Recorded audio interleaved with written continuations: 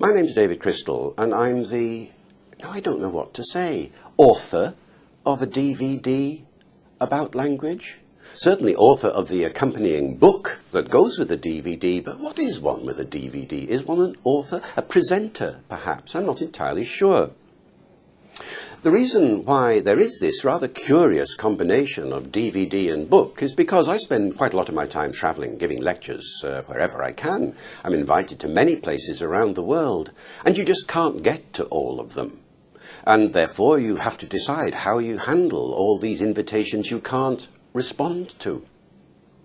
One of the big situations you find yourself in is you give a lecture and afterwards somebody says, "Oh, my friend couldn't come," or "These people couldn't be here today. Could you do it again?" "No, we're going somewhere else." So they say, "Well, is there a video of your lectures? Is there a DVD of your lectures?" And of course, I've always had to say, no, sorry, there isn't. But now I can say, yes, there is.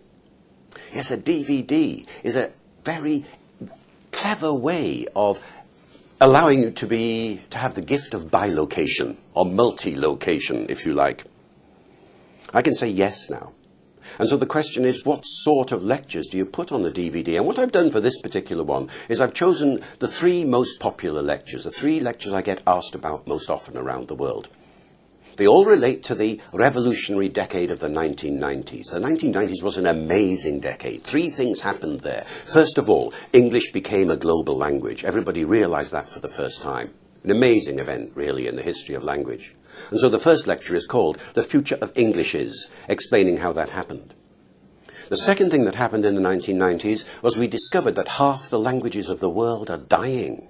So many languages are endangered, almost dying out, and in the next 100 years, many of them will. So the second lecture is all about that. It's about language death and the need to maintain language diversity.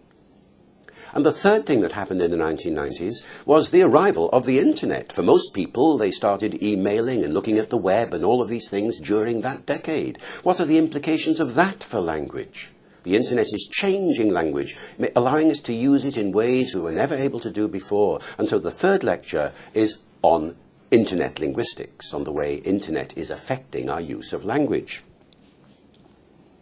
Now, when you do a series of lectures like this, you need an audience. You need to be able to respond to the audience and react to their reactions to you. And so what we did was we filmed them all in one day at the Shaw Theatre in London, with a mixed audience of people from various language interest backgrounds. And I did what I call performance lectures. It's a genre that I think you might well have seen very often, where somebody gives a spontaneous performance, structured, highly structured and planned, but nonetheless without notes and without reading it and so on. A bit like I'm doing now, really, except lasting an hour instead of just a couple of minutes. And once they'd been done, we realized that they needed a book to accompany them. Because if you're giving a lecture, after it you look back at it and you say, I skipped over that point rather rapidly. I wish I'd had a bit more time to do that.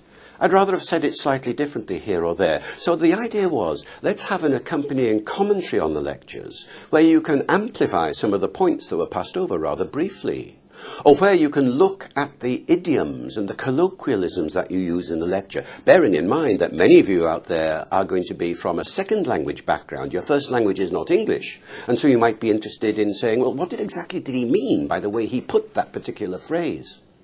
And so in the accompanying book, I explain a great deal of the linguistic content of the lectures, as well as some of the further implications of the themes that are in there. And we've added subtitles too. Because after all, there are people who are not used to listening to English at such length, and they will find, I think, the subtitles to be particularly helpful. And there are also suggestions, follow-ups for teachers in the classroom, how you might use lectures of this kind in that way. But you know, I have no idea how people are going to use lectures of this kind.